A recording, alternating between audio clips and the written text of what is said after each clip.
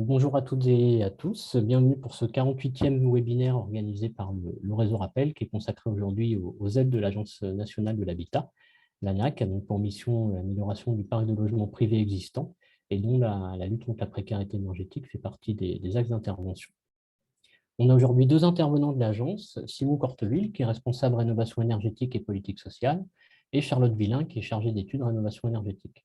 Donc, au programme de ce webinaire, donc, dans un premier temps, Simon Corteville nous présentera un temps un peu rétrospectif sur le bilan et l'analyse des aides distribuées par l'ANA en 2021, à savoir MaPrimeRénov', qui a été ouverte l'année dernière à l'ensemble des propriétaires, qu'ils soient occupants ou bailleurs, et également des copropriétés, et les aides du programme Habiter mieux, qui a notamment fait l'objet d'une évaluation après 10 ans d'existence et dont les résultats vous seront également présentés sur ce premier temps de présentation. Donc, cet exposé sera suivi d'un temps de questions-réponses. Et ensuite, Charlotte Villain nous présentera un second temps sur les évolutions pour 2022, avec les régimes des aides au 1er janvier, et notamment la convergence d'Habiter mieux avec MaPrimeRénov', qui donne naissance à MaPrimeRénov' Sérénité, et la mise en place du service public de la rénovation énergétique, qui est animé par l'ANA, et qui mène à la création du réseau France Rénov' et à la mise en œuvre des accompagnateurs Rénov' en vue d'accompagner les ménages à toutes les étapes du parcours de travaux. Et donc, ce second temps de présentation sera également suivi d'un temps de questions-réponses. Merci beaucoup à nos intervenants d'être avec nous aujourd'hui. Je vous souhaite à toutes et tous un bon webinaire et on se retrouve donc dans 20 minutes pour le premier temps de questions-réponses. Et je laisse donc la parole à Simon Corteville.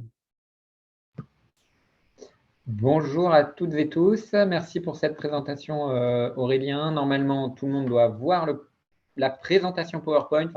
Juste comme on est en train de présenter en même temps, on ne voit pas tout à fait en direct s'il y a des réactions. Donc, Aurélien, je te laisserai nous couper le cas échéant ou nous demander de préciser si jamais il y a un sujet. Mais en tout cas, sinon, on part du principe que tout fonctionne. Merci pour cette introduction. Donc, on sait déjà, du coup, tu nous as déjà présenté. Donc, c'est peut-être un peu plus clair et je pense que vous aurez vite mis un visage sur qui est Simon et qui est Charlotte. C'est ça l'avantage. Voilà, donc je vais commencer donc, sur une partie plutôt bilan et je pense qu'on interviendra à deux voix aussi avec Charlotte pour également pouvoir amener du dynamisme et vous et changer de voix aussi au milieu de la présentation pour vous réveiller le cas échéant après dans la période de digestion. Mais en tout cas, je vais commencer par le bilan 2021, donc des aides de l'ANA. Et pour rentrer directement dans le vif du sujet, alors déjà beaucoup de chiffres, et je m'excuse pour cette diapo avec beaucoup de chiffres. Non, tout ça pour dire déjà que tous les chiffres de l'ANA, alors là on est sur la rénovation énergétique, mais il y a d'autres chiffres. Et il y a ce qui s'appelle les chiffres clés de l'ANA qui ont été publiés fin janvier, où vous avez les principaux chiffres. Alors on va en donner beaucoup plus cet après-midi. Et sur les chiffres clés, vous pouvez trouver notamment les interventions sur les autres types de travaux, pour la rénovation des copropriétés, pour la rénovation plus spécifique du parc locatif et les dispositifs dits loués abordables, par exemple, ou pour l'habitat indigne. Donc, si jamais vous êtes intéressé, sur Google, chiffre clé ANA 2021, normalement, vous devriez tomber dessus sur le site de l'ANA. Donc, voilà, cette entrée en matière réalisée, je vous propose de ne pas vous donner la litanie de chiffres en détail à l'oral, ça pourrait être un peu assommant, mais en tout cas de mettre en avant certains points. Déjà, de dire qu'il y a eu plus de 700 000 travaux qui ont été financés par les aides ANA en 2021, dont un peu plus de 640 000, vous voyez le chiffre précis à l'écran, sur MaPrimeRénov', 45 000 sur Habiter mieux entre les propriétaires occupants et bailleurs, et quasiment 12 000 logements sur MaPrimeRénov' copropriété, enfin 12 000 logements sur à peu près 200 copropriétés. Voilà, avec au total, on est autour de 8,5 milliards d'euros de travaux. Donc 8,5 milliards d'euros de travaux, ce qui était un volume assez important et ce qui était d'ailleurs un des objectifs de l'année avec le plan de relance qui visait à apporter du dynamisme économique post-Covid, et donc 8,5 milliards d'euros. Ça fait beaucoup avec à peu près aussi 2 millions 7, 2 millions 8, 2 milliards 7, 2 milliards 8, excusez-moi, d'aide ANA quand on cumule les trois types d'interventions. Donc voilà, c'était pour mettre ces quelques chiffres. Enfin, je ne reviens pas beaucoup plus en détail, mais je pense que l'idée n'est pas de pouvoir aussi réagir si jamais il y a des questions. Et on va rentrer un peu plus en détail dans la suite.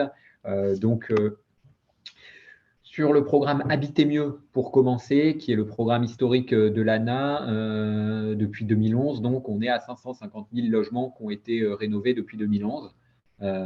Donc, on est à peu près sur cette dynamique d'à peu près 50 000 logements par an, enfin, en croissance quand même des chiffres plus importants sur ces dernières années.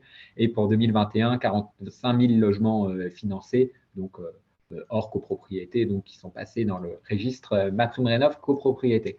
Donc, pour habiter mieux, le rappel, même si on l'évoquera un peu dans la suite, et notamment sur les aides 2022, habiter mieux, l'objectif, c'est de financer les rénovations les plus globales pour les ménages modestes. Donc, ça touche les ménages modestes. Alors, dans les couleurs MaPrimeRénov', c'est les couleurs bleues et jaunes. Ça touche également donc les travaux de rénovation qui permettent un gain énergétique, enfin une baisse de l'émission énergétique de 35% minimum. Donc, on est sur ce qu'on appelle des rénovations, entre guillemets, globales dans notre jargon. Et donc, en fait, si je résume, ce qu'on touche, c'est beaucoup des ménages qui sont dans des passoires thermiques et qui sont modestes. Et donc, vraiment, le cœur de cible, c'est vraiment la précarité énergétique, à savoir toucher les passoires thermiques, les ménages modestes qui y habitent et permettre des rénovations ambitieuses pour des ménages d'autant plus, enfin, on voit le contexte actuel pour le coût de l'énergie, qui peuvent avoir des difficultés pour se chauffer, voire même habiter des logements passoires thermiques ou dégradés, même sur d'autres types d'interventions et qui peuvent cumuler d'autres aides de l'agence. Donc voilà, donc c'est un peu le chiffre qui était en bas à gauche, le 23 000, qui représente en fait un peu plus de 50% des dossiers qui ont été financés permettent à des logements qui étaient en situation de passoire thermique d'en sortir. Par ailleurs, il y a à peu près 6% des dossiers qui atteignent des étiquettes A ou B. Alors, on voit que c'est beaucoup plus faible en nombre de logements, mais c'est logique parce qu'on est vraiment sur les ménages les plus modestes et on touche avant tout des rénovations assez fortes, mais sur des logements très dégradés. Donc, on voit vraiment ce cœur de cible sur les passoires thermiques, même si ce chiffre de 3 000 primes basse consommation est quand même à souligner. L'autre point qui est important à souligner également, c'est le rôle sur les collectivités. Je pense qu'il y a beaucoup d'acteurs territoriaux et en fait, les 3/4 des dossiers sont financés dans le cadre des dispositifs d'OPAPIC, donc sous maîtrise d'ouvrage des collectivités. Et c'est un chiffre qui est en augmentation importante, notamment depuis l'année dernière. Et donc, on voit vraiment que le fait d'aller toucher, si je le dis de manière un peu rapide, le fait d'aller toucher ces ménages en précarité énergétique, ça nécessite aussi d'avoir un bon relais local par les collectivités pour avoir tout ce travail avec les opérateurs, d'aller chercher les ménages, d'aller identifier en repérage, de compléter les études dans les PLH, les PCAET pour aller vraiment sur de la communication locale, aller chercher les ménages qui ont le plus besoin de ces rénovations. Et on voit que ce qui explique que les 3/4 des logements sont financés dans le cadre des dispositifs OPAPIG, avec en plus des cofinancements importants, puisqu'on est à peu près à 11% de cofinancement des dossiers par rapport au coût de travaux, en plus des aides ANA. Donc 11% en plus du coût de travaux par des collectivités très majoritairement et des caisses de retraite également. Donc voilà un des points importants. Et le dernier point que j'avais évoqué également, mais peut-être que c'est par la suite, non, je vais l'évoquer là quand même, c'est de se dire que cette année, il y a quand même eu une évolution majeure. Donc on est à peu près sur le même nombre de logements financés dans le cadre d'Habiter mieux. Mais en 2021, l'ambition des projets a été rehaussée. Donc, avant, on devait être à 25% de gain énergétique, on passe à 35%, ce qui fait que le gain énergétique moyen est passé de 44 à 50%, et que finalement, c'est des opérations beaucoup plus lourdes et beaucoup plus coûteuses qui ont pu être rénovées. Enfin, le coût par logement est passé grosso modo de 19 000 à peu près 25 000 euros. Enfin, on voit qu'on va sur des opérations plus complexes et donc c'est vraiment sur cet objectif progressif d'aller sur des gains énergétiques plus élevés, d'aller vers une plus forte réduction aussi des consommations. Et donc, finalement, on a réussi à financer autant de logements malgré des conditions accrues en termes de gains énergétiques. Donc, c'est quand même une réussite pour nous là-dessus. Alors, j'ai déjà été assez complet sur cette slide en donnant même des chiffres qui ne sont pas sur les slides, à défaut de tous les lire. Je vais passer dans un second temps du coup aux chiffres MaPrimeRénov'. Donc, MaPrimeRénov' qui existe depuis 2020 en remplacement du crédit d'impôt transition énergétique, qui est basé sur des primes, pour un certain nombre d'équipements ou de types d'interventions, avec des primes plus importantes pour les ménages plus modestes. Et des primes également plus importantes pour les gestes de travaux les plus efficaces. Donc, il faut bien le voir dans cette logique qui est celui de la fin du CITE et du remplacement par MaPrimeRénov' depuis 2020, avec depuis 2021 l'ouverture à tous les propriétaires occupants, donc même de ressources intermédiaires et aisées, et aux propriétaires bailleurs depuis juillet. Donc, les chiffres des propriétaires bailleurs est à regarder quand même avec des pincettes, puisque c'est que sur 6 mois de l'année. Et en plus, on n'est pas encore dans une dynamique vraiment, enfin, on est dans un dispositif qui monte un peu en régime, puisque c'est tout neuf sur les propriétaires bailleurs.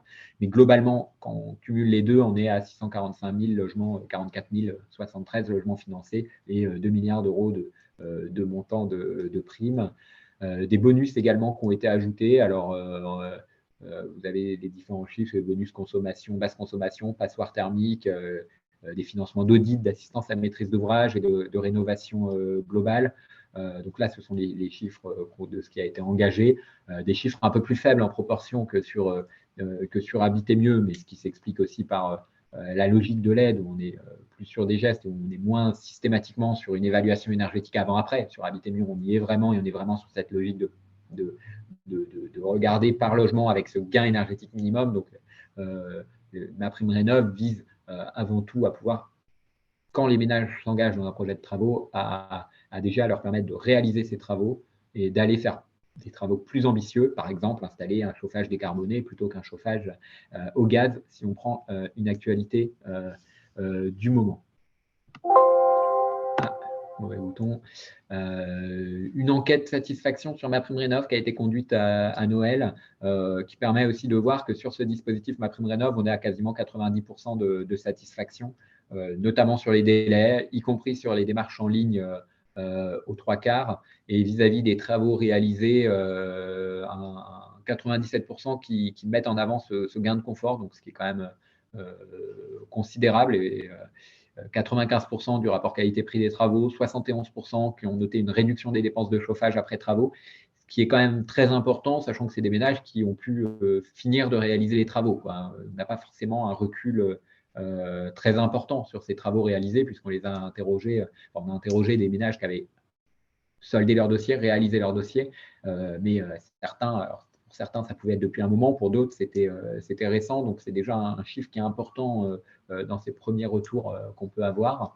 Et 2/3 des ménages aussi qui évoquent le fait qu'ils n'auraient pas réalisé ces travaux de rénovation énergétique sans MaPrimeRénov'. Et c'est vraiment tout l'enjeu de la logique MaPrimeRénov', en ciblant les ménages les plus modestes qui ne bénéficiaient pas du CITE pour que, par des forfaits accrus, ils puissent réaliser des travaux, et en ciblant également des gestes de rénovation énergétique plus ambitieux pour qu'ils puissent s'orienter vers ces travaux vraiment de rénovation énergétique quand ils le peuvent, et sur les gestes de travaux les plus ambitieux. Donc, sur les travaux qui ont pu être financés, alors à gauche, on a la répartition sur MaPrimeRénov', où on voit que les 2/3 des dossiers concernent plutôt des systèmes de chauffage. Sur le graphique de droite, alors il y a des chiffres qui peuvent être un peu différents, mais ça s'explique, et je vais vous en dire tout de suite la raison. On a regardé sur les gestes de droite, la ligne verte, c'est MaPrimeRénov', la ligne orange, c'est Habiter mieux. C'est quand on regarde 100 dossiers, sur ces 100 dossiers, combien il y a de dossiers qui présentent un système de chauffage. Et donc, très directement, ça amène aussi à des dossiers qui peuvent présenter plusieurs types d'interventions. Donc, sur Habiter mieux, on est en moyenne à 3,5 gestes de travaux par dossier. Sur MaPrimeRénov', à 1,2, ce qui est assez logique dans ces financements par geste. Et donc, on voit qu'on a sur ces deux types de travaux d'aide, sur ces deux aides, une forte présence des systèmes de chauffage dans la plupart des dossiers. Et côté Habiter mieux, ce côté de rénovation un peu plus global qui touche de manière plus forte les fenêtres, les combles, les planchers, rampants de toiture, l'isolation des murs ou des éléments de ventilation, voire même d'autres types de travaux pour les 3/4. Alors, les autres types de travaux pourront être des travaux de sécurité, des travaux pour l'autonomie dans le logement, etc. Donc voilà sur cette petite répartition des travaux qui sont financés. Un autre point intéressant, c'est sur les financements. Là, on est vraiment sur les financements MaPrimeRénov'. Donc, on voit que la prime moyenne MaPrimeRénov' est à peu près à 3 200 € hein, sur les montants engagés en 2021 et que les 2/3 des dossiers à peu près déclarent des C2E sur des montants autour de 2 600 € par dossier, 2 670. Alors forcément, c'est des moyennes, mais qui dépendent vraiment pour des différents gestes, hein, que ce soit sur MaPrimeRénov' ou sur les C2E, avec une répartition territoriale des dossiers à droite qui nous montre en fait, quand on analyse un peu plus finement que ce qu'on peut le mettre sur une simple diapo, qu'on a une intervention très forte en fait là où on a le plus de maisons anciennes. Quand on regarde la corrélation, elle est quand même assez directe. Donc, plus on a de maisons anciennes dans un département, plus on a de travaux de rénovation, ce qui permet de montrer en fait qu'on a beaucoup de territoires assez peuplés qui ressortent, assez peuplés aussi en nombre de maisons et en nombre de maisons anciennes. Donc, voilà, ce qui explique aussi des départements un peu en retrait en nombre de dossiers, mais c'est aussi soit des départements moins peuplés ou si on pense à certains départements de Petite Couronne ou de Paris, des départements où il y a peu de maisons. Donc forcément, moins de dossiers MaPrimeRénov' sur ces dossiers. Sur les types de bénéficiaires, donc on évoquait l'idée d'avoir cette aide MaPrimeRénov' qui touche les ménages les plus modestes et on voit qu'on est à 65% sur des ménages modestes et très modestes dans les logements financés. C'est un des points de très forte réussite hein, par rapport au crédit d'impôt transition énergétique qui bénéficiait à, je crois que ça devait être 80% du CITE qui bénéficiait aux ménages, aux 50% des ménages les plus riches. Donc, en fait, on a permis de changer cette logique en étant justement sur un financement pour les ménages les plus modestes et pour aussi leur permettre de réaliser des travaux qu'ils ne pouvaient pas réaliser avant avec le CITE parce que les montants n'étaient pas suffisants côté CITE puisque c'était, on va dire, le même montant pour tout le monde et donc inférieur à ce qui peut être aujourd'hui donné aux ménages les plus modestes. Deuxièmement, on avait des ménages qui étaient non imposables. Donc, le crédit d'impôt transition énergétique pouvait poser une question. Et par ailleurs, l'aide, on pouvait la toucher que 2 ans après sur ces impôts, hors MaPrimeRénov'. Alors, c'est post-travaux ou avec des avances pour les ménages très modestes, mais c'est, on va dire, à peu près en même temps que le montant des travaux. Et donc, ça permet aux ménages les plus modestes de pouvoir s'engager. Donc, voilà, et des subventions moyennes, on voit qui passent de 4 500 € quasiment pour les ménages très modestes à 1 000 € pour les ménages de ressources supérieures. Sur les chiffres, petit focus copropriété maintenant, et j'espère ne pas trop vous perdre parce qu'on déroule les slides et il y a beaucoup de chiffres et beaucoup d'informations, mais on prendra le petit temps de pause questions-réponses par la suite. 200 dossiers de copropriété engagés, on l'évoquait. On a déjà dit beaucoup de choses. Peut-être le point important que j'avais à évoquer sur les copropriétés, et de toute façon, vous aurez la slide pour creuser un peu plus chacun de votre côté, c'est de dire que les dossiers copropriété sont des dossiers longs. Donc, on est sur une première année de mise en œuvre de MaPrimeRénov' copropriété, mais qui est à regarder sur une dynamique un peu plus long terme, notamment parce que quand on est en copropriété, enfin, je vais être très caricatural et je m'en excuse, le temps d'engager les réflexions, de voter une étude thermique en assemblée générale, d'aller ensuite récupérer les devis, de voter en assemblée générale la réalisation des travaux, ça prend quand même généralement bien plus d'1 an, voire 2 ou 3, voire plus d'ailleurs, le temps de convaincre les différents propriétaires. Et donc, on est sur une dynamique qui, forcément, a une inertie beaucoup plus grande que pour un propriétaire individuel. Ce qui explique aussi que les 3/4, enfin un peu moins, les 2/3 des dossiers concernent des dossiers qui étaient déjà des copropriétés qui pouvaient être aidées précédemment par l'ANA, à savoir les dossiers de copropriété fragiles, donc avec un taux d'impayé important ou en difficulté. Là, c'est des dossiers qui font l'objet d'outils spécifiques de redressement et pour lesquels on incite à la rénovation énergétique dans le cadre du redressement plus global de la copropriété. Donc, ça explique qu'on ait quand même une très grande prédominance de ces copropriétés qui ont des financements accrus également et qu'on va progressivement suivre cette inertie que j'évoquais pour voir déjà cette accélération en 2022 que l'on espère en tout cas C'est vrai que sur les copropriétés, c'est un peu difficile d'avoir un bilan exhaustif en un an. Dernier point de cette présentation, et je vous laisserai ensuite avec Charlotte, mais c'est l'actualité qui nous amène à poser ce point-là également. C'est de dire que sur MaPrimeRénov', on a également un enjeu qui est très fort, qui est la décarbonation des systèmes de chauffage, notamment le sortie du gaz, mais également du fioul d'ailleurs. Qu'est-ce qu'on installe quand on installe une chaudière? On a fait une petite étude rapide. Quand on est sur MaPrimeRénov', on voit qu'à 50%, alors quand on est renouvelable, c'est soit biomasse, soit des systèmes de chauffage liés à des panneaux photovoltaïques, par exemple, et à 39% de l'électrique, et que la part du gaz, même avec un forfait chaudière gaz THPE qui existe, était déjà très réduite et a vocation à être encore plus réduite pour la suite. Mais voilà, déjà sur ces chiffres 2021, on voit que cette décarbonation du parc est quand même un des objectifs premiers de MaPrimeRénov'. C'est quelque chose qui fonctionne, et dans la logique de MaPrimeRénov', c'est que le ménage dont la chaudière lâche, si je caricature, il puisse installer un système décarboné. Sur Habiter mieux, pareil, alors la répartition est un peu différente en termes de chiffres, mais on voit qu'on a des équilibres un peu globaux, et on voit que les chaudières gaz représentent 22, enfin, en tout cas le chauffage on va dire fossiles, les énergies fossiles, donc le gaz représente 22% des dossiers, ce qui est un peu plus que sur MaPrimeRénov', mais qui reste minoritaire au regard des chauffages soit biomasse, soit électriques.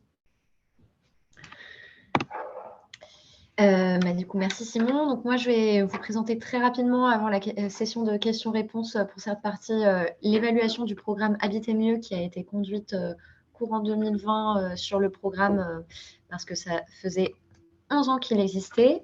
Donc pour commencer, je vais parler des caractéristiques de l'aide, qui est une aide à la pierre de l'ANA. Donc sur les conditions pour bénéficier de cette aide, c'est que les travaux doivent mener à 35% minimum de gains énergétiques sur le logement. Donc ça, comme l'a dit Simon, ça a changé. Auparavant, c'était 25%. Et le financement est proportionnel au montant des travaux. L'accompagnement par un opérateur conseil est obligatoire. C'est un opérateur agréé ou habilité ANA. Il va accompagner sur plusieurs volets. Le volet technique, donc avec des conseils sur les travaux, va réaliser les évaluations énergétiques, etc.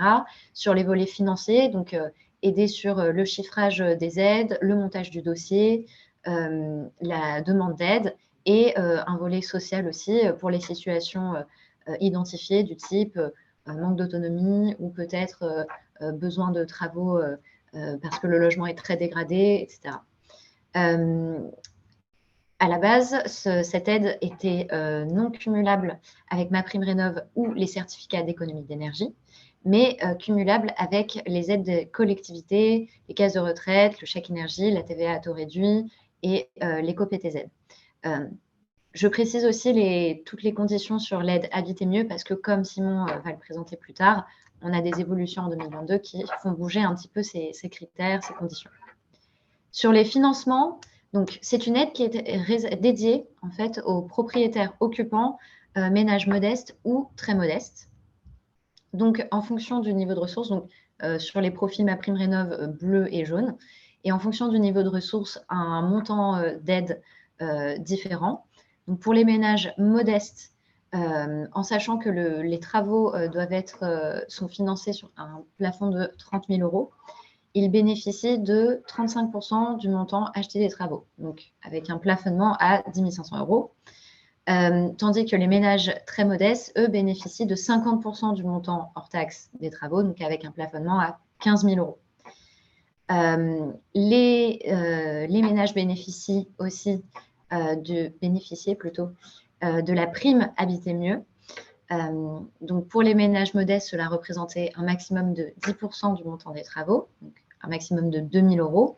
Et pour les ménages très modestes, 10% aussi, donc un maximum de 3 000 €. Cette aide est aussi cumulable avec les bonus qui ont été présentés par Simon, donc le bonus sortie de passoire thermique, qui lui s'élève à 1 500 €, et le bonus bâtiment basse consommation, qui s'élève aussi à 1 500 € si les travaux permettent d'atteindre la classe énergétique A ou B.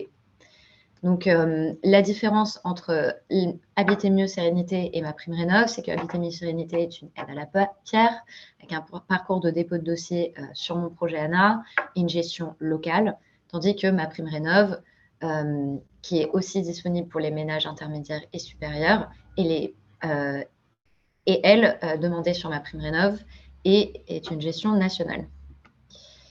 Donc, ce que l'évaluation a montré, c'est qu'on a eu, sur 10 ans de programme, une montée en puissance. Donc, le total de logements rénovés, comme dit plus tôt, de 550 000 €. Et on voit que ce nombre de logements a augmenté graduellement. On a eu de nouvelles introductions, notamment en 2021, l'obligation d'avoir un gain énergétique minimum de 35% et l'introduction des bonus. Et donc, les résultats de l'évaluation. Donc, quelques chiffres clés. Donc, les 550 000 logements financés depuis le début du programme. On est sur un total de 11 milliards d'euros de travaux, avec quasiment 5 milliards d'euros de subventions ANA pour ces travaux.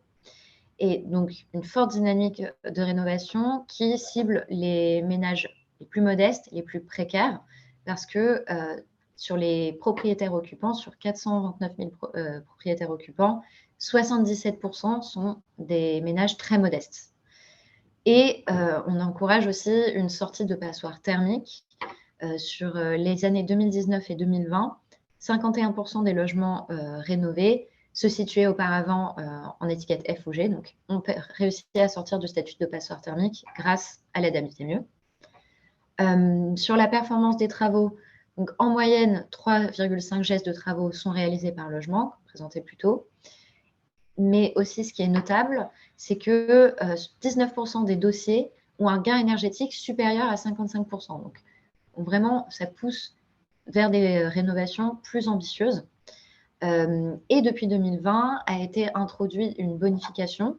Les aides sont majorées pour les logements en situation de passoire thermique. Ainsi, 50% des dossiers bonifiés ont eu un gain énergétique supérieur à 55%. Donc, en fait, des introductions qui ont permis aussi de pousser l'ambition sur la performance des travaux. Oui, peut-être en complément de dire que je crois qu'en l'espace de 2 ans, on est passé d'un gain énergétique moyen qui était autour de 40-42% à 50% pour les propriétaires occupants. Donc, une montée en ambition importante. Excuse-moi, je te laisse compléter. Pas de souci. Et du coup, en termes de bénéficiaires et d'acteurs parties prenantes, donc sur la satisfaction des ménages, 72% des ménages n'auraient pas fait de travaux sans l'aide Habiter mieux Sérénité. Donc ça, c'est un encouragement de passage à l'acte, où elle a aidé à rehausser l'ambition.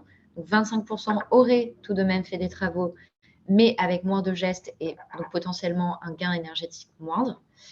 Et une très grande satisfaction sur le gain de confort pour 94% des ménages. Et du coup, sur le rôle des collectivités, donc, comme on l'a présenté, 70% des logements financés le sont dans le cadre d'un dispositif d'opération programmée, donc OPA-OPIG, mis en place par une collectivité. Et elle aussi, en grande majorité, 94,2%, juge le dispositif efficace pour rénover un grand nombre de logements. Donc là-dessus, ouais, une précision.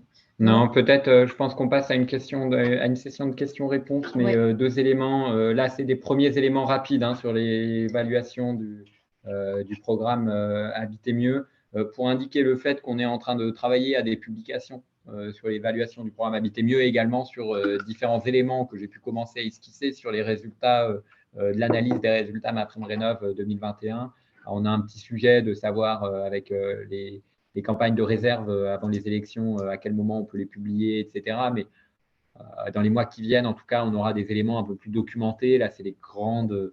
Voilà, vous ne pouvez pas rentrer trop dans le détail cet après-midi, mais les éléments plus précis seront mis à disposition, peut-être pour anticiper certaines questions qui pourraient arriver.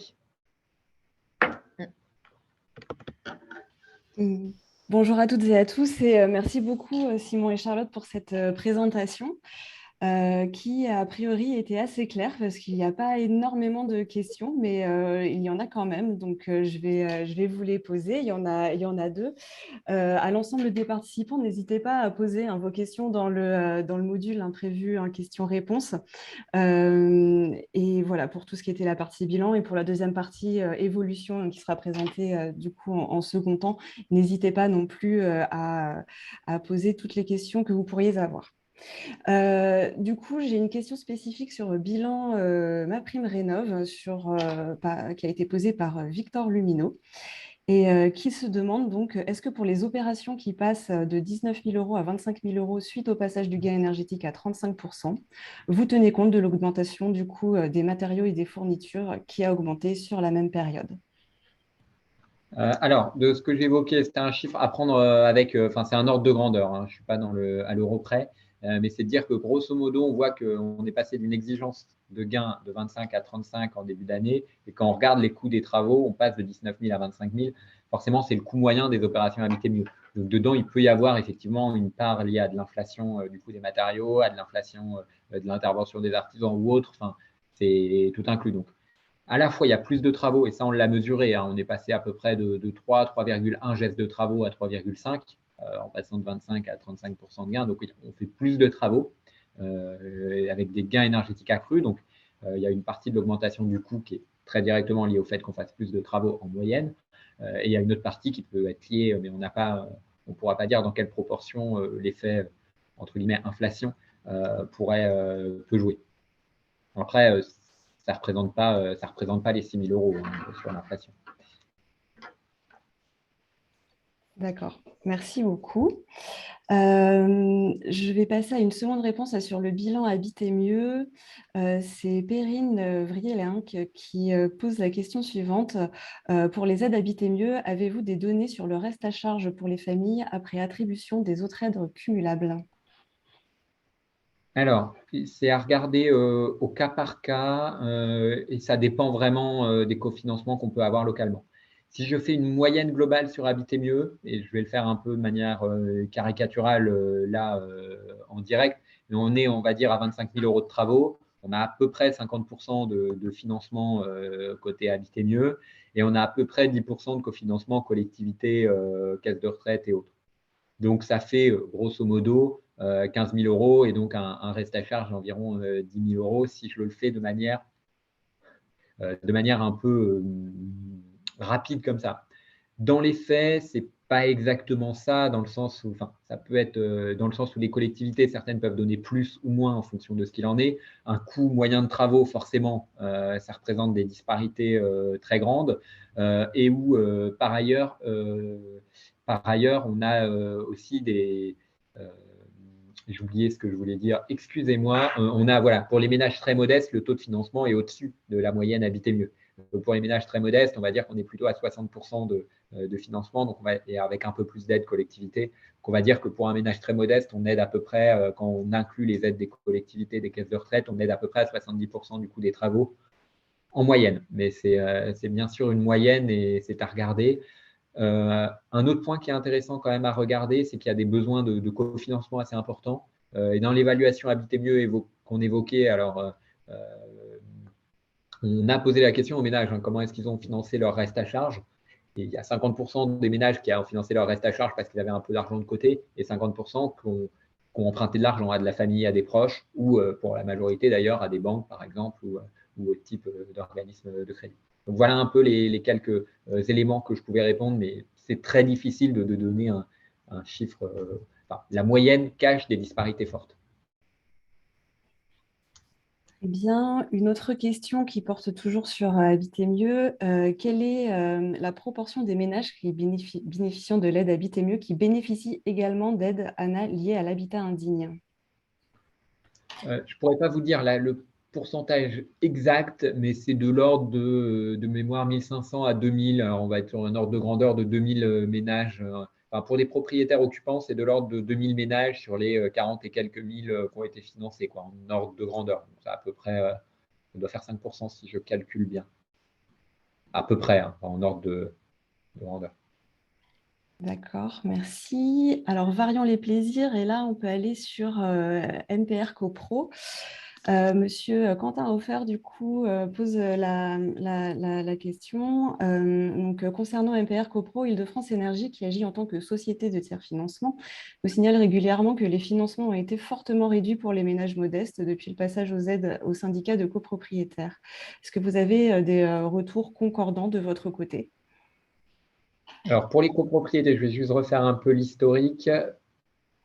Les aides Habiter mieux copropriété pour les copropriétés fragiles et en difficulté existaient précédemment et continuent d'exister. Mais les aides copropriétés ont été élargies à toutes les copropriétés. Précédemment, pour les copropriétés qui n'étaient pas déjà financées par l'ANA autrement, il y avait une possibilité qui était pour les propriétaires modestes et très modestes de bénéficier de l'aide Habiter mieux telle qu'on l'évoquait pour les propriétaires occupants sur les travaux de la quote-part de travaux qu'ils avaient en copropriété. Et donc, ils avaient ce financement à 50% en moyenne, on va dire, des travaux sur la copro. C'était la situation antérieure. Avec l'ouverture à toutes les copropriétés, le financement, quand on est sur des travaux collectifs en copropriété, passe par MaPrimeRénov' copropriété.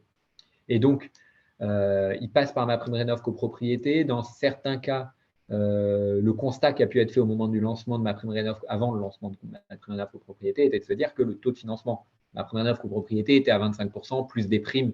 On arrive un peu, en moyenne, on est au-dessus de 25%, mais on est plutôt à 35-40%, mais donc pouvait être en dessous des taux de financement qui étaient évoqués, qui pouvaient être mobilisés précédemment par ces ménages modestes et très modestes. Et donc, il a été décidé des primes individuelles de 1 500 € pour les ménages très modestes et de 750 € pour les ménages de ressources modestes, pour justement, compenser le fait qu'il pouvait y avoir d'autres aides par ailleurs, et deuxièmement, prendre en compte aussi que dans MaPrimeRénov' copropriété, certes, c'est la copropriété dans son ensemble qui vote les travaux, mais il y a ce sujet où finalement les ménages les plus modestes, peut-être qu'eux vont être obligés de réaliser des travaux, n'ont pas suffisamment de financement et donc de pouvoir les aider plus que le copropriétaire moyen. Alors, ce montant de prime, pour être honnête, il y a un enjeu sûrement à revoir parce que ça peut laisser des restes à charge importants. Alors, je ne veux pas rentrer dans tous les cas, mais il peut y avoir des situations où effectivement, il pouvait y avoir précédemment des montants de financement qui pouvaient être plus élevés. Hein. On peut trouver des cas dans ce type-là, mais on a vraiment cette question qui est remontée et qui est travaillée, et qui est remontée et qui est à la connaissance des différents ministères.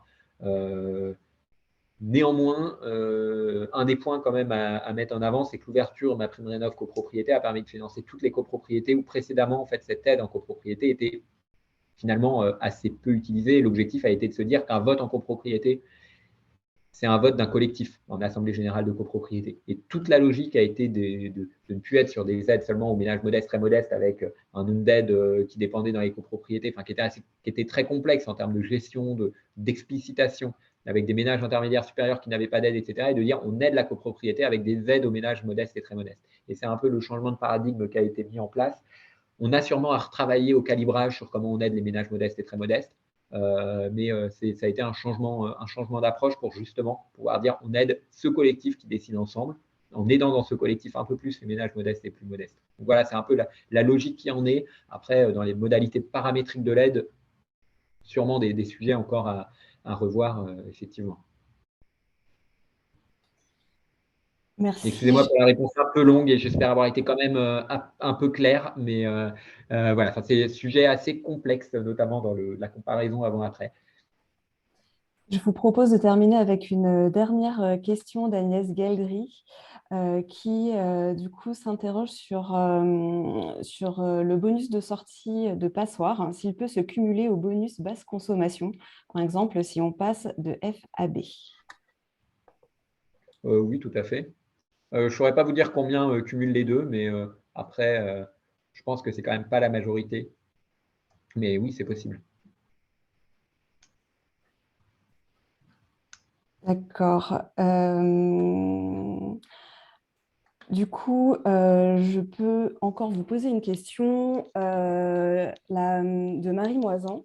La manière dont sont réalisées les évaluations permettent-elles de dégager des chiffres sur les baisses réelles de consommation après travaux? Alors, les évaluations sont réalisées sur la base de calculs DPE. Donc, la méthode DPE qui est une simulation du logement. Donc forcément, ce n'est pas forcément exactement la consommation réelle qui est faite dans le ménage. En fait, ça permet quand même d'avoir une cohérence avec le DPE et ça sort finalement l'effet d'usage. On est vraiment comme sur une méthode du DPE où voilà, on simule le logement là-dessus pour montrer là-dessus. Il peut y avoir des impacts où effectivement la consommation réelle par le ménage peut être plus ou moins grande par rapport à ce calcul simulé, déjà parce que c'est une simulation sur ce calcul numérique, et d'autre part parce qu'il peut y avoir des effets d'usage où un ménage se chauffe plus, par exemple. C'est un vrai sujet, on n'a pas aujourd'hui d'éléments là-dessus, mais c'est un axe de travail qu'on a bien identifié pour pouvoir, dans un complément de notamment une version ultérieure de l'évaluation en complément de l'évaluation Habiter mieux, pouvoir travailler là-dessus.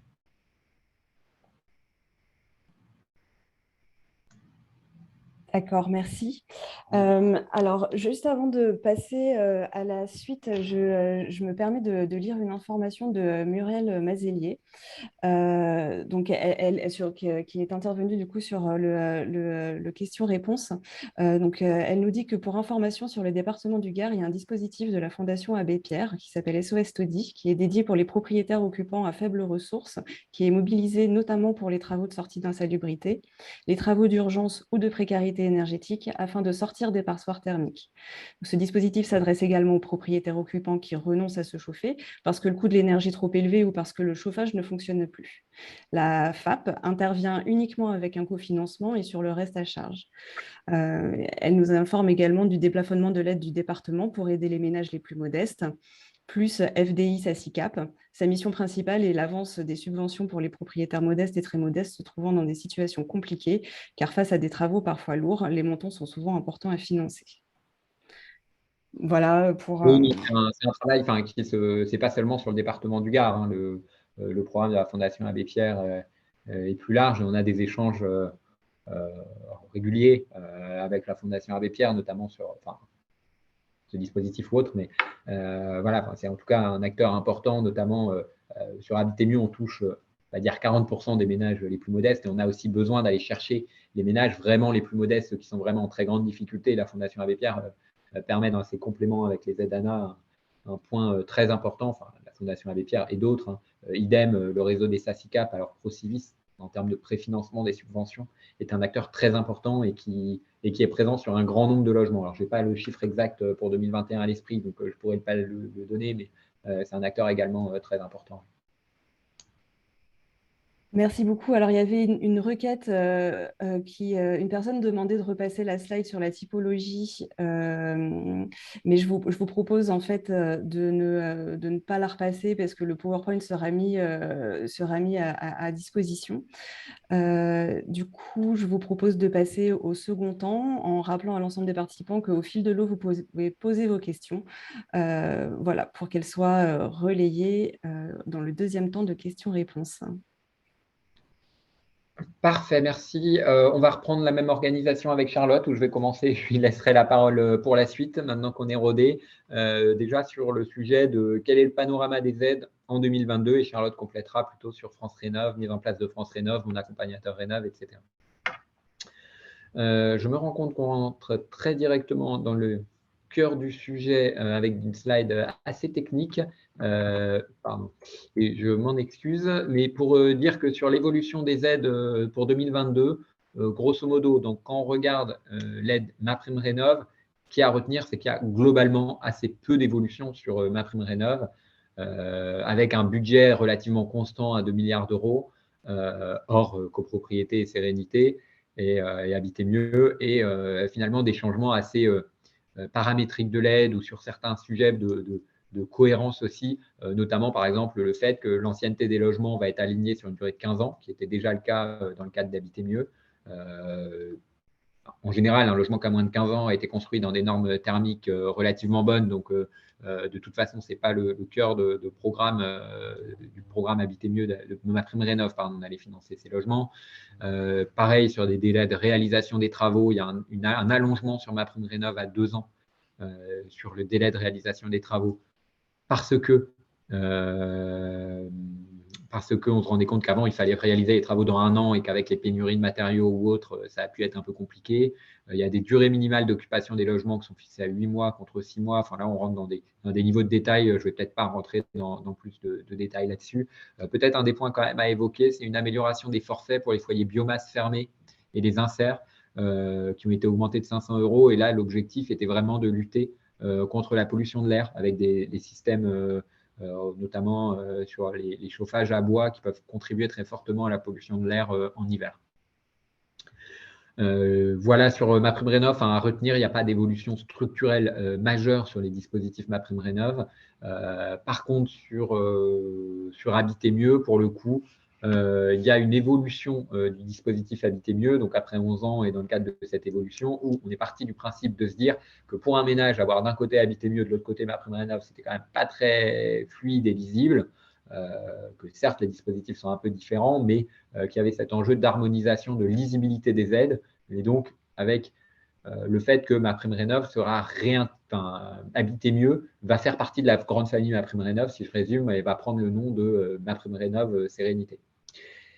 Il y avait un sujet également d'aller plus loin, et là je suis sur les enjeux à gauche de la slide, pour la massification et financer les rénovations les plus ambitieuses avec des montants de financement améliorés. Et donc ça c'est le premier point de changement aussi en haut à droite sur les cumuls possibles avec les certificats d'économie d'énergie. Et l'objectif est qu'à partir du 1er juillet 2022, la prime Habiter mieux de 10% qui était évoquée par Charlotte, mais qui représentait 2 000 à 3 000 € par logement, ce qui est assez faible, soit remplacée par une possibilité pour le ménage de mobiliser les C2E, les certificats d'économie d'énergie, et qui permettrait, notamment pour les travaux les plus ambitieux, d'avoir des financements améliorés. Et donc ça, c'était vraiment un des points importants. Le troisième point, en dessous de la massification, la territorialisation, c'était le fait de se dire qu'on voit que sur Habiter mieux, ce qui marche, c'est aussi l'implication locale. Les OPA, les PIG, le dispositif du département du Gard qui était cité à l'instant. Voilà, le fait de pouvoir avoir cette implication des territoires, les cofinancements, et donc de garder sur MaPrimeRénov' Sérénité cette gestion locale de l'aide, un lien avec les services instructeurs dans des collectivités, dans les services des préfectures. Et donc, MaPrimeRénov' Sérénité reste une aide vraiment à la main de chaque acteur localement. Et enfin, de réussir à avoir un dispositif en 2022 qui ne nous fasse pas tout changer. Quand je dis opérationnalisation, c'est que ça marche en 2022, qu'on construise sur ce qui existe, et d'où en fait une stabilité, et c'est le dernier point de la slide de droite, sur les modalités de gestion de l'aide, sur les modalités sur les copropriétés et sur les modalités notamment en fait les grands principes du programme Habiter mieux restent les mêmes, modulo le cumul avec les certificats d'économie d'énergie qui rentrent dans le cadre de la massification qui est voulu, et le sujet d'impact du nouveau DPE. Donc, il y a eu des évolutions sur le diagnostic de performance énergétique l'année dernière pour le rendre plus fiable, pour améliorer les méthodes de calcul, et également pour intégrer aux côtés de la dimension énergétique la dimension émission de gaz à effet de serre. Et donc, avec une période transitoire, le fait de pouvoir s'aligner sur ces nouveaux dispositifs plus fiables à partir de juillet, sur cette nouvelle modalité de DPE. Je ne rentre pas dans le détail, parce que ce n'est pas l'objet aujourd'hui sur le nouveau DPE, mais le sujet est de se dire de vraiment s'aligner sur les nouveaux standards en termes de diagnostic énergétique, de performance énergétique. Donc sur MaPrimeRénov' Sérénité, pour retenir en 2022, ce qu'on a appelé Habiter mieux jusqu'à présent, et que Charlotte a bien présenté, la principale évolution, c'est que ça s'appelle MaPrimeRénov' Sérénité, mais ça continue de toucher les ménages modestes et très modestes. Je ne vais pas rentrer dans le détail parce que Charlotte l'a bien fait tout à l'heure. Il y a un gain énergétique d'au moins 35%. On est toujours sur des modalités techniques où on a cet accompagnement obligatoire des travaux réalisés par une entreprise RGE, et des modalités financières qui restent les mêmes, modulo l'exprime Habiter mieux, qui va devenir un cumul avec les C2E à compter du 1er juillet 2022. Enfin voilà, l'idée étant d'avoir une slide un peu bilan de quel est le dispositif en 2022. Et si je dézoome encore un peu maintenant, de se dire maintenant que Habiter Mieux a rejoint cette grande famille MaPrimeRénov', qu'est-ce que cette famille MaPrimeRénov'? Suite à cette convergence des aides, comme on l'appelle, c'est de se dire qu'on met toutes les aides à la rénovation énergétique ANA sous ce vocable MaPrimeRénov' avec une harmonisation d'un certain nombre de critères de logement, de critères d'éligibilité, notamment l'ancienneté du logement à 15 ans, de cumul avec les C2E, avec d'un côté MaPrimeRénov', on va dire classique, enfin, pas de nom spécifique, propriétaires, occupants et bailleurs, sur les logements individuels avec des forfaits par geste de travaux. Pour les propriétaires, occupants, bailleurs, avec une gestion nationale de l'aide, c'était les 644 000 logements évoqués dans la première slide. MaPrimeRénov' Sérénité, qui est vraiment l'outil, on va dire, pour lutter contre la précarité énergétique, aller traiter les passoires thermiques, aller sur des rénovations plus ambitieuses pour les ménages modestes. Et pour les copropriétés, MaPrimeRénov' copropriété, dont on rentre dans la deuxième année et dont on espère que du coup la mise en place soit confirmée en termes de résultats et en termes de dynamique pour les copropriétés qui ont réalisé les études l'année dernière et qui pourraient voter les travaux cette année et donc nous demander une aide. Et pour MaPrimeRénov' Sérénité et MaPrimeRénov' copropriété, des aides un peu plus complexes, parce que d'un côté, on va chercher les ménages les plus modestes sur les travaux les plus ambitieux, et de l'autre, les copropriétés, qui sont des outils un peu complexes, donc une gestion très locale, donc aux mains des collectivités, en lien avec les services des préfectures. Voilà sur ce panorama, et l'idée vraiment sur 2022, c'est vraiment d'avoir cette famille MaPrimeRénov' et d'avoir plus de lisibilité, notamment vis-à-vis du grand public sur toutes les aides qui peuvent être délivrées. Enfin, sur différents enjeux liés à ce qu'on évoquait sur les aides en 2022, sur les copropriétés, je l'ai évoqué, il faut du temps, et il faut du temps pour réaliser des travaux en copropriété, et donc ce besoin fort de mobilisation. La première année, c'est un peu tôt pour avoir un vrai bilan, mais on a vraiment besoin de mobilisation. On met sur la slide la mobilisation via le réseau Rappel. Enfin, on a besoin de mobilisation de tous les relais pour vraiment aller chercher ces copropriétés. Mais on a un enjeu également, que je n'ai pas évoqué explicitement dans la première partie, mais on voit qu'on aide très bien les copropriétés, si je résume, de périphéries de grandes villes construites dans les années 60-70 avec du chauffage collectif, mais on a besoin aussi d'aller dans les centres anciens, sur des copropriétés anciennes, fragiles, plus petites souvent, des fois un chauffage individuel. Et il y a un programme C2E spécial ETEC qui est porté par l'ANA, et donc si jamais vous rencontrez ce type de sujet-là, on peut financer dans le programme de C2E des actions d'information, de formation des copropriétés, d'accompagnement de ces copropriétés en difficulté avec des financements C2E. Et donc, si jamais vous êtes intéressé, n'hésitez pas à contacter votre délégation locale de l'ANA, la préfecture, ou à nous faire un petit mail, sinon directement.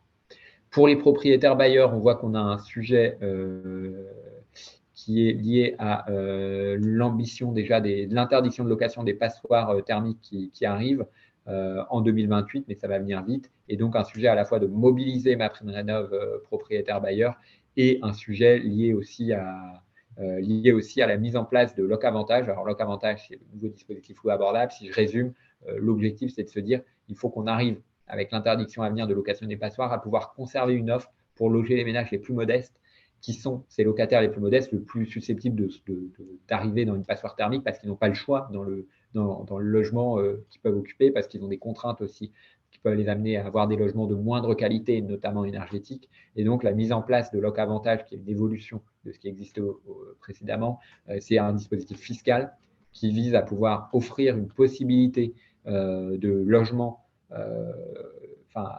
aux propriétaires bailleurs qui acceptent de réserver leur logement à des ménages modestes sous plafond de ressources avec des loyers plafonnés.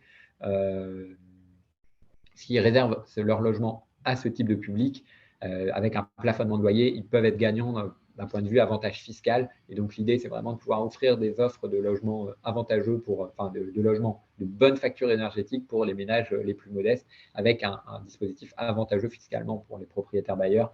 Si vous voulez en savoir plus sur le dispositif Loc'Avantage, il y a un webinaire lundi matin prochain.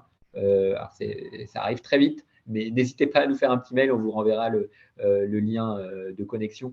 Et surtout, ce dispositif Loc'Avantage peut se cumuler avec des aides aux travaux de l'ANA. Donc, ça peut être aussi des moyens de convaincre les propriétaires bailleurs de s'engager dans des projets de travaux de financer les projets de travaux et de s'engager aussi à loger des ménages modestes et qui peuvent, dans ces sujets, par une concurrence dans les zones les plus tendues notamment, se retrouver à habiter les logements les plus énergivores.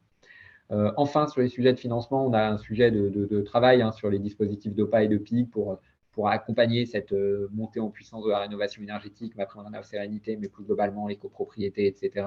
Et un sujet aussi sur le financement de mon accompagnateur Rénov', mais j'y reviens pas parce que Charlotte y sera tout à l'heure là-dessus, et un sujet aussi un peu transversal de poursuivre aussi sur les financements, le ciblage et la montée en ambition aussi des travaux de rénovation énergétique en allant chercher plus de rénovation globale, plus de sorties de passoires et plus de travaux aussi qui atteignent le niveau basse consommation. Voilà pour cette partie. Je vous redonne rendez-vous pour la partie de questions-réponses et je laisse la parole à Charlotte pour cette dernière séquence de présentation de notre côté. Alors, je vais commencer, merci Simon, par le service public France Rénov', tout d'abord. Donc, qu'est-ce que France Rénov'? Donc, si vous n'êtes pas au courant, donc, la marque qui vient représenter le service public de la rénovation de l'habitat en France a été dévoilée en octobre l'année dernière et a commencé à être mis en œuvre cette année au 1er janvier 2022. Donc, France Rénov', c'est le nouveau service public pour accompagner avec confiance et un accompagnement de qualité les ménages dans tous les territoires sur la rénovation de leur habitat. France Rénov' a l'ambition d'être le point d'entrée unique des parcours de rénovation et d'amélioration du logement des ménages, d'être un service public de référence qui est déployé en partenariat avec les collectivités territoriales sur tout le territoire. Et il se matérialise par 3 entrées. La principale, ce sont les espaces conseils France Rénov', donc les ex-espaces conseils FER et les ex-PRIS ANA, donc des structures historiques qui forment le nouveau réseau des espaces conseils France Rénov'. Donc, ça nous fait un total de 450 structures, parce qu'il y en avait 350 du côté espace conseil FER avec 1347 conseillers qui est mis en place par et avec les collectivités et 150 structures pour les ex-PRIS ANA, en sachant qu'une cinquantaine sont à la fois ex-FER et ex-PRIS ANA. Il y a une refonte totale de la plateforme digitale. Avant, c'était la plateforme FER qui représentait un peu ce point d'entrée d'information sur la rénovation énergétique, et on avait aussi différents sites, le site de l'ANA, etc. Aujourd'hui, on a une plateforme digitale france-rénov.gouv.fr qui est censée donner du coup une meilleure lisibilité de l'ensemble de l'écosystème de la rénovation, et un numéro de téléphone unique qui a été mis en place avec un transfert d'appel du local vers le national, que donc peut composer chaque ménage pour obtenir plus d'informations. Concernant la plateforme, donc c'est un point assez important parce que la plateforme est censée pouvoir aider le ménage dans son nouveau parcours en 3 étapes. De s'informer, de trouver un spécialiste pour être accompagné dans ces travaux et de donc choisir les travaux à faire et choisir les aides dans lesquelles ils peuvent bénéficier. Donc, il est censé y avoir un onglet particulier avec de l'information sur toutes les aides et les travaux. Dans un second temps, des simulations financières possibles avec les aides, mais aussi actuellement un annuaire des artisans reconnus garants de l'environnement, donc RGE, qui sont nécessaires pour bénéficier des aides, et de l'annuaire des conseillers France Rénov', donc les espaces conseils France Rénov' que j'ai mentionnés. Et on a aussi des onglets spécifiques dédiés d'une part aux collectivités locales, d'autre part aux professionnels du bâtiment, qui sont tous deux acteurs de la rénovation en France, avec des pages de contenus éditoriaux dédiées et pour pouvoir aussi construire ce service public ensemble.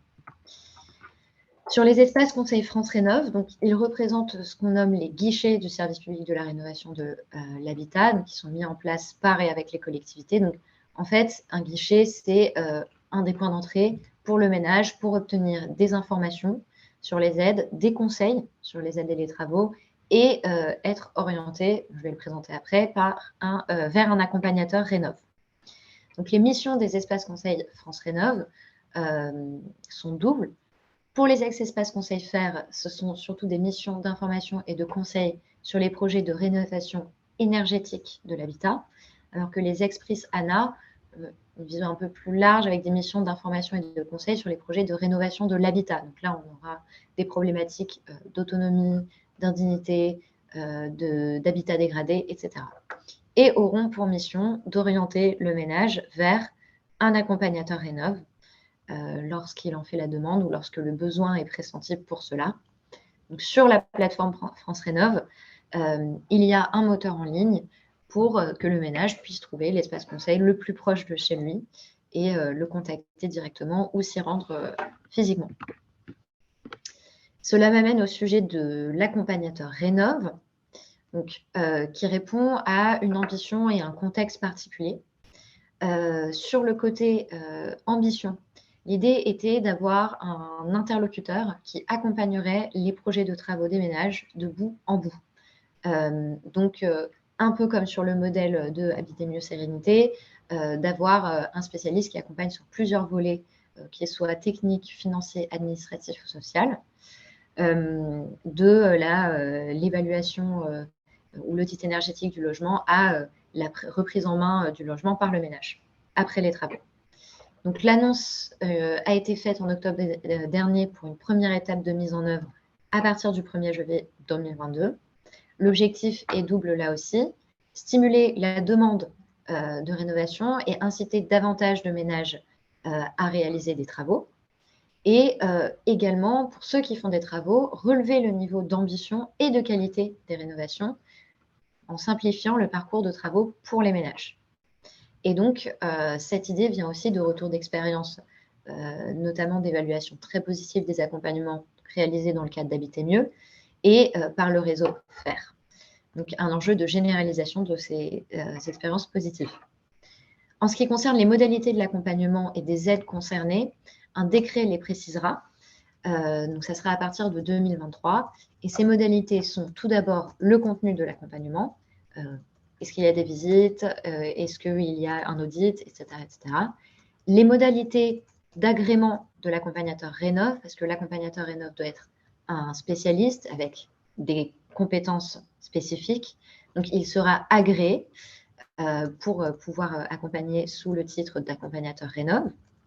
Des modalités de contrôle, de neutralité et d'indépendance, les relations entre les opérateurs et les guichets, les caractéristiques des rénovations concernées, le contenu et modalités de transmission de données, par exemple du nombre d'accompagnements réalisés sur le territoire d'une collectivité, et les échéances et les seuils de mise en œuvre. Donc, quand est-ce que tout ça se met en place, à partir de quand et pour quels travaux. Mais l'accompagnateur Rénov' est déjà mis en œuvre. Donc, qui est accompagnateur Rénov' au 1er janvier 2022? Ce sont les structures des espaces conseils France Rénov', donc les espaces conseils FAIR, et autres structures qui réalisent des actes dits A4, donc d'accompagnement du programme SAR, du service d'accompagnement à la rénovation énergétique, les opérateurs agréés ou habilités par l'ANA, et les opérateurs missionnés par les collectivités locales dans le cadre des opérations programmées, donc des OPA ou des PIG. Donc, en 2022, ces acteurs conservent un rôle essentiel dans le processus d'accompagnement et les accompagnements sont poursuivis dans le cadre de l'organisation actuelle. Ces missions, brièvement évoquées, mais en reprécisant donc un accompagnement d'ordre technique, tout ce qui est conseil travaux, évaluation, etc., financier, donc chiffrage du projet et des aides, administratif, construction du dossier de demande d'aide, peut-être dépôt du dossier de demande d'aide, et social, donc le lien avec d'autres thématiques plus habitat, donc autonomie, insalubrité, dégradation, etc. Actuellement, les missions de l'accompagnateur sont envisagées par une visite en amont des travaux, un suivi pendant la réalisation et à la prise en main du logement après travaux. Donc, mon accompagnateur Rénov' a vraiment comme objectif de proposer un accompagnement pluridisciplinaire à toutes les étapes du projet. Donc ça, c'était sur le service public France Rénov et mon accompagnateur Rénov, dont les modalités seront précisées dans le décret. Et donc, sur ces évolutions et les aides à la rénovation énergétique qu'on a évoquées au long de cette présentation, il y a plusieurs ressources à disposition. Un guide support et une FAQ France Rénov en ligne. Ont été transmis aussi aux conseillers France Rénov des kits de communication et peuvent se trouver en ligne également le guide de l'ADEME sur les aides financières, mais également des guides ANA sur MaPrimeRénov et sur les autres aides de l'ANA, par exemple sur l'Oc-Avantage qu'a évoqué Simon ou sur les autres thématiques Habitat. Oui, avec un des points sur les guides importants à mettre en avant. Alors, on fait un peu de teasing et il n'est pas encore sorti, mais on est en train de finaliser et de mettre la dernière main à un projet de guide sur les aides MaPrimeRénov, donc qui reprennent vraiment tous les sujets, mais de manière un peu plus précise, un guide très pratico-pratique sur tous les forfaits, etc. Pour MaPrimeRénov, donc qui va être disponible dans les semaines à venir, en espérant que semaine puisse être un nombre faible. Mais voilà, on n'a pas spécialement de date encore qu'on peut communiquer, mais ça va arriver très vite. Et pareil pour un flyer MPR qui est en train d'être mis à jour. Dernier point avant de passer sur la période de questions-réponses également, pour dire que voilà, il y a quand même d'autres points d'actualité également qui peuvent arriver, donc qu'on n'a pas pu évoquer là. C'est encore un peu tôt, mais en termes d'informations qui pourraient arriver, notamment d'accompagner. On est très directement questionné sur comment accompagner la sortie des chauffages, du chauffage au gaz, etc. Donc potentiellement des évolutions qui arriveront dans les jours et semaines à venir suite au discours du Premier ministre d'hier. Il me paraissait quand même important, puisqu'on ne l'a pas évoqué depuis le début et que j'ai oublié de le faire en introduction, de dire que voilà, on n'a pas pu rentrer dans le détail là parce que le discours du Premier ministre était calé hier et qu'il y a encore des petites modalités techniques qui se règlent pour financer mieux les sorties de chauffage au gaz. Mais je préfère quand même en transparence voilà, que vous ne soyez pas surpris si le sujet arrive très vite. On n'a pas encore tous les éléments techniques. Voilà, je pense qu'on vous renvoie la parole côté réseau rappel pour l'animation de la deuxième session de questions-réponses. Oui, ça marche. Merci beaucoup, Simon. Merci, Simon et Charlotte, du coup, pour cette nouvelle présentation des évolutions 2022. Alors, ça a suscité beaucoup plus de questions. On a une bonne dizaine de questions. Du coup, Charlotte et Simon, je vais vous inviter à faire des réponses assez courtes pour qu'on puisse les balayer dans l'ensemble si ça ne vous pose pas trop de problèmes. Je vais commencer par des questions d'ordre un petit peu général pour ensuite recentrer sur chaque évolution que vous nous avez présentée. Alors là, c'est pour faire le lien avec la présentation précédente, le premier temps.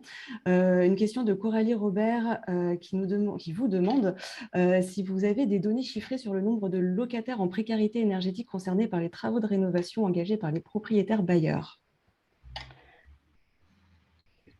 Non, enfin là, c'est des sujets qui dépassent notre seule connaissance sur les ressources des propriétaires bailleurs. Tout ce qu'on peut dire, c'est que dans le dispositif Habiter mieux, les 4000 et quelques logements qui ont été financés concernent très directement des ménages. Enfin, ça concerne les 3/4 des logements en passoire thermique et des ménages, comme on est sur ce système de conventionnement, Loc-Avantage, d'être des ménages modestes, etc. Ça concerne très directement ce type de personnes. Après, sur les autres travaux, on n'a pas les éléments. D'accord, merci. Alors, j'ai deux questions concernant les CE. Une première de Laure Duberne. Pouvez-vous nous présenter très succinctement le principe de fonctionnement des CE et le lien avec MaPrimeRénov? Alors, les certificats d'économie d'énergie, alors on n'est pas légitime totalement sur le sujet et si on veut faire vite, je pense qu'on ne va pas pouvoir être exhaustif. Peut-être pour annoncer quand même qu'il y a, je te laisse peut-être répondre sur où est-ce qu'on peut trouver les infos, puisqu'il y a des pages internet qui existent. C'est ça.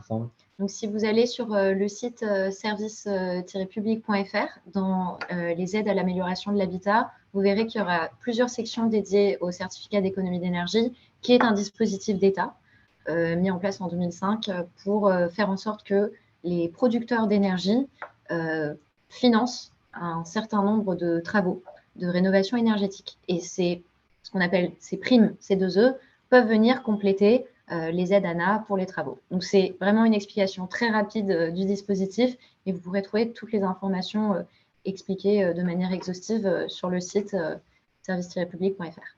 Et je vais même faire un peu de com pour le guide qui va arriver dans quelques semaines, en espérant que le quelques soit un nombre très faible que j'évoquais tout à l'heure, qui est de dire qu'on a quand même travaillé avec nos collègues de la Direction générale de l'énergie et du climat pour mettre quelques montants estimatifs, indicatifs, voilà, merci, sur combien peut représenter une prime C2E pour chaque geste de travaux. Mais voilà, enfin, ce sera, on fait un peu de teasing. Très bien, merci pour ce teasing. Du coup, encore sur les CEE, c'est Anne-Laure Brisson qui demande à qui reviendra le rôle de faire la demande de subvention CEE dans le cadre d'OPA, les opérateurs ou bien les ménages. Y aura-t-il des moyens mis en place pour faciliter les demandes CEE? Alors, les C2E, l'accompagnateur, l'opérateur, que ce soit dans le cas d'OPA ou non, a un devoir de conseil du ménage pour l'orienter vers les différents financements, donc les financements ANA, mais également les autres financements, que ce soit les caisses de retraite, les collectivités et les C2E. Donc, il va avoir ce rôle de conseil. Il peut porter lui-même une proposition de C2E, mais ce n'est pas forcément le seul modèle qui sera prévu. Après, mais son objectif est d'être vraiment au conseil du ménage pour que le ménage sache comment demander des C2E, par exemple, en lui disant, voilà, vous pouvez aller voir un tel, aller sur tel site internet, ou votre artisan, il vous a fait une proposition pour les C2E, elle est très bonne, et allez-y, quoi. Mais là, je dis juste quelques exemples, et je pense que le sujet à retenir, c'est vraiment ce devoir de conseil, qui n'est pas un devoir forcément de mobiliser lui directement les C2E, l'opérateur. D'accord, merci. Concernant toujours la question C2E, une question qui nous demande sous quelle forme prendre le cumul des C2E avec MPR Sérénité. Ce sera au coup par coup, comme avec MPR, ou un forfait de 10% avec un plafond? Ah non, les C2E, c'est des règles ad hoc. Donc, en fait, si je résume, quand on fait le plan de financement du projet, on regarde quel est le financement MaPrimeRénov' Sérénité et on indique quel est le montant de C2E. Et après, côté ANA, on vérifie quand même qu'on ne donne pas plus d'argent quand on cumule les C2E que le coût des travaux. Si je résume un peu, ce qui s'appelle les règles d'écrêtement, mais le montant de C2E dépend des travaux réalisés, de l'offre de l'obligé, etc. C'est un montant qui peut varier et qui est d'autant plus important que ce sont des travaux bien financés par les C2E, et les travaux bien financés par les C2E, c'est quand il y a beaucoup d'économies d'énergie. Ou alors, plus on fait de travaux, plus on va avoir de C2E. Et plus ces travaux sont efficaces, plus on aura de C2E. Donc, le montant n'est pas forcément directement proportionnel au coût des travaux.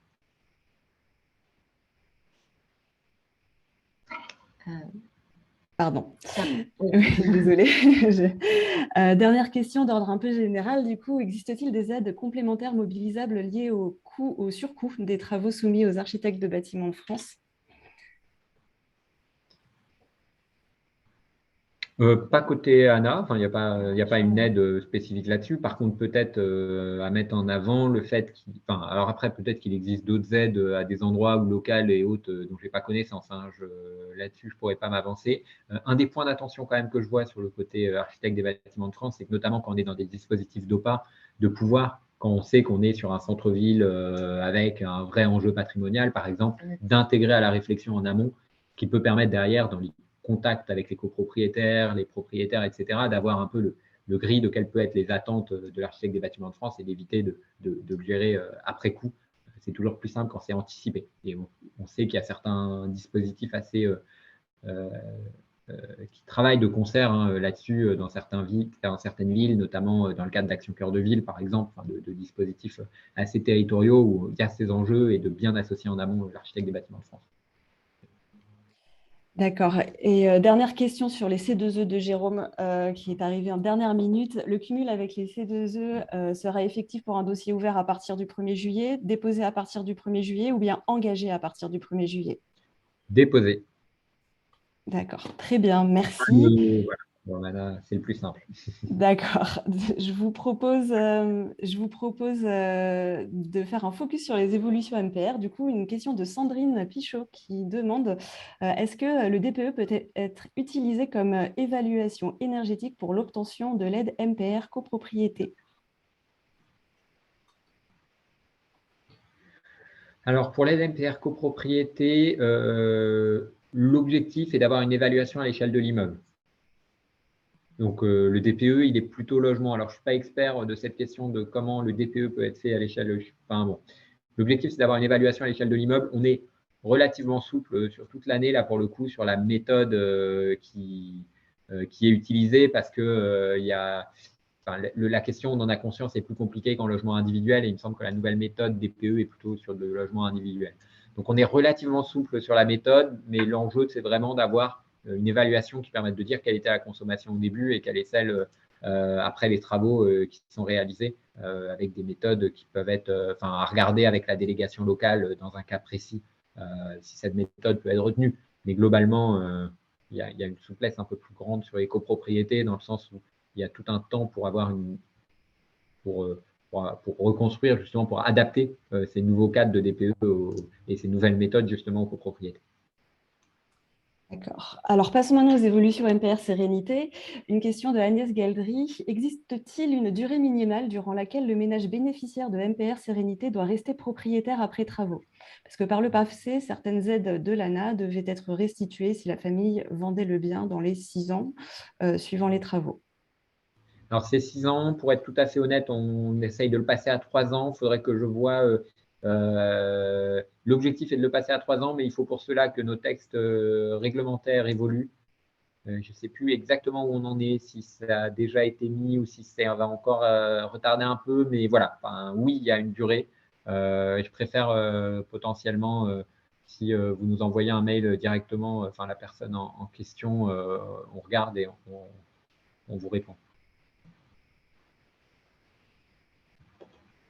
Merci beaucoup. Alors, la question suivante est posée par Robin Parsa. Donc, sur la slide 19, il nous dit, si j'ai bien compris, l'écrêtement du cumul MPR Sérénité plus CE, donc 100% très modeste et 80% modeste, serait donc différent que le cumul MPR plus CE, 90% très modeste et 75% modeste. Quelle sera la règle de cumul CE plus MPR Sérénité? C'est effectivement différent du reste MPR, mais c'est la même chose que les règles. En fait, c'est la même chose que les règles d'écrêtement qui existent sur Habiter Mieux aujourd'hui. C'est pour ça. On a conscience que c'est pas exactement la même règle que sur MPR, PO, PB, mais on voulait pas créer une différence par rapport à ce qui existe sur Habiter Mieux aujourd'hui, toujours sur l'optique de garder le dispositif avec le maximum de stabilité. Donc, c'est bien 100% pour un très modeste, 80% pour un modeste. Très bien. Allez, focus maintenant sur France Rénov'. Une question d'une personne de Fougères Agglomération qui se questionne sur l'accès aux données des ménages accompagnés par l'ANA hors OPA pour parfaire son bilan d'opération. Du coup, elle s'interroge également sur la manière dont le SLIM va permettre une continuité de l'accompagnement des ménages en précarité énergétique dans le parc privé. Alors, sur les données, par contre, je pense qu'il vaut mieux que ce soit toi qui réponde. Oui, je veux bien reprendre la question parce que j'avoue que j'ai… Vas-y, réponds la partie… Sur la partie précarité, oui, pardon. Du coup, est-ce que tu pourrais répéter la deuxième partie de la question? Même la première aussi, pour qu'on la reprenne bien. Excusez-moi. Du coup, c'est une personne qui se questionne sur l'accès aux données des ménages accompagnés par l'ANA hors OPA pour parfaire son bilan d'opération. Et elle est soucieuse de l'après-OPA et elle se questionne sur la manière dont le SLIM va permettre une continuité de l'accompagnement des ménages en précarité énergétique dans le parc privé. Alors, hors OPA, il y a deux choses. Sur MPR Sérénité, il y a la délégation locale qui instruit, je ne sais pas, j'imagine que, je sais pas si c'est une collectivité délégataire avec à la compétence, mais soit la collectivité a la compétence et c'est ce qu'elle instruit sur MPR Sérénité, soit c'est la DDT qui le fait. Et je pense que le plus simple est de se rapprocher de la DDT qui peut transmettre des chiffres.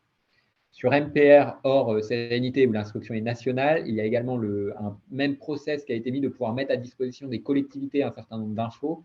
Et pour la mise à disposition de ces infos, il faut signer une charte avec la DDT. Et là encore, prise de contact avec la DDT pour signer cette charte et demander les infos. Et donc, c'est tout à fait possible de suivre hors OPA en se rapprochant de cette DDT favorite, en tout cas celle de son territoire.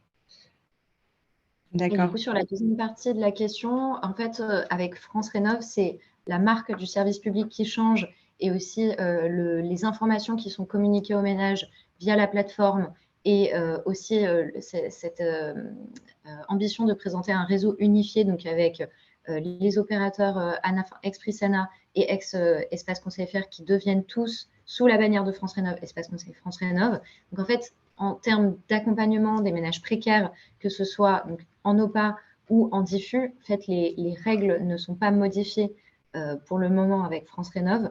On a toujours, sur MPRS en diffus, je ne me souviens plus du montant du forfait d'accompagnement, mais c'est 600 €. Donc, il y a eu une légère augmentation d'ailleurs par rapport à l'année dernière.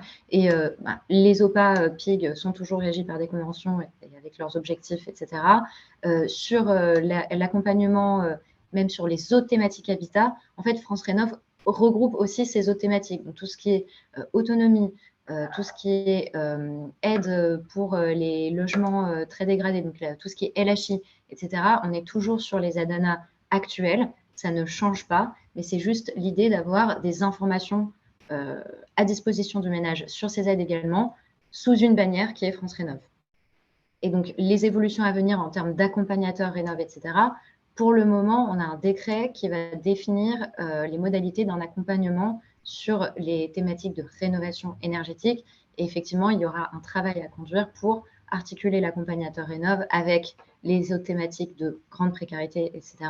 Mais dans un premier temps, en tout cas, c'est là-dessus qu'on a un décret et c'est là-dessus qu'il va y avoir des évolutions l'année prochaine, à voir pour les autres thématiques, mais les règles ne vont pas changer a priori à court terme. Avec un point, comme je crois qu'il y avait dans la question, évoqué également le SLIM, le SLIM, de dire oui. que sur France Rénov, la plupart du temps, c'est mis en place par les collectivités. C'est d'ailleurs tout le temps mis en place par les collectivités. Et les collectivités, la plupart du temps, ça peut être par un EPCI qui localement va à la fois, ou par un département qui à la fois va gérer le France Rénov plus le SLIM, etc. Et l'idée n'est pas d'écraser tous les autres dispositifs qui existent, et bien d'être sur une complémentarité de l'ensemble des dispositifs avec un pilotage local de la collectivité, des différents niveaux de collectivité pour vraiment articuler les démarches. Et on sait qu'il y a des sujets où France Rénov, on a de l'info du conseil, etc. Mais il y a des sujets, par exemple, dans les autres papiers, d'aller en repérage, d'aller identifier les ménages en précarité énergétique et qui est un volet également sur le SLIM. Et donc, on a eu notamment avec Marie qui nous a posé une question tout à l'heure, donc je pense qu'il est là, Marie Moisan, sur le sujet du SLIM, mais de se dire comment est-ce qu'on y travaille de concert pour que justement on continue à travers le SLIM à avoir cet niveau de repérage et derrière de pouvoir aller sur l'accompagnement avec l'orientation vers un guichet France Rénov ou de l'accompagnement ou travailler avec l'OPA derrière, mais on a toujours besoin d'aller sur ce repérage, d'avoir ces dispositifs. L'enjeu, c'est vraiment que localement, chaque collectivité ou chaque territoire trouve son mode d'organisation. Et donc, ça peut être le SLIM, on évoquait tout à l'heure le programme de la Fondation Abbé Pierre ou d'autres programmes C2E. Il y a vraiment ces sujets larges qui peuvent se poser. Très bien, merci. Alors, on va conclure par mon accompagnateur Rénov avec 2 voire 3 questions si le temps nous le permet.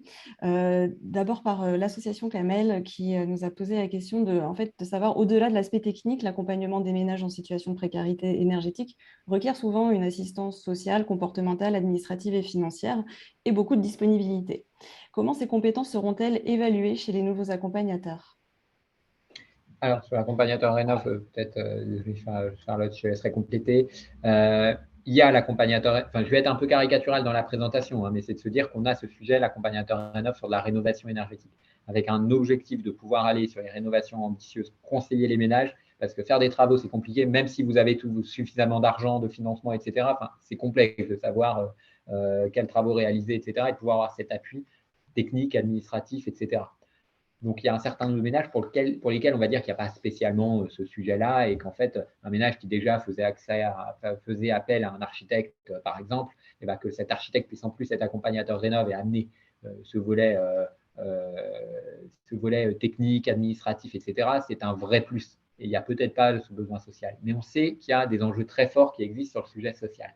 2 choses qui sont quand même mises en avant, c'est que quand il y a un sujet fortement social qui se pose en termes d'autonomie, d'autonomie dans le logement, d'habitat dégradé, etc., un devoir de signalement, d'orientation, et qu'il y a un devoir pour ces accompagnateurs Rénov qui n'ont pas forcément cette compétence-là, dans les nouveaux accompagnateurs, qui n'ont pas forcément tous cette compétence sociale, de devoir orienter vers des accompagnateurs qui ont cette compétence sociale. Orienter ou être sous forme de travail en commun. Enfin, les modalités précises ne sont pas données, mais ce devoir de signalement, d'orientation, il existe. Ça, c'est le premier point.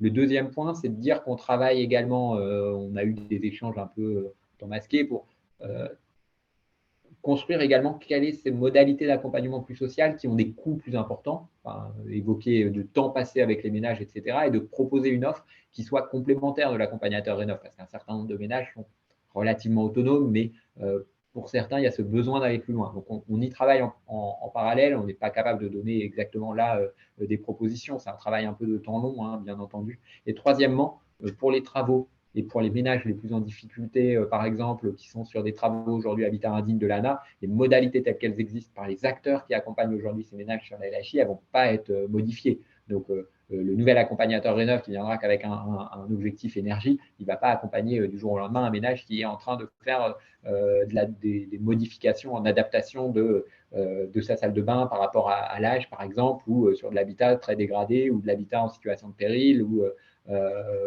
ce type, ou de l'habitat insalubre. Donc, c'est une autre compétence, une réflexion qui va avoir lieu aussi, comme je l'évoquais, sur les sujets sociaux, d'accompagnement social dans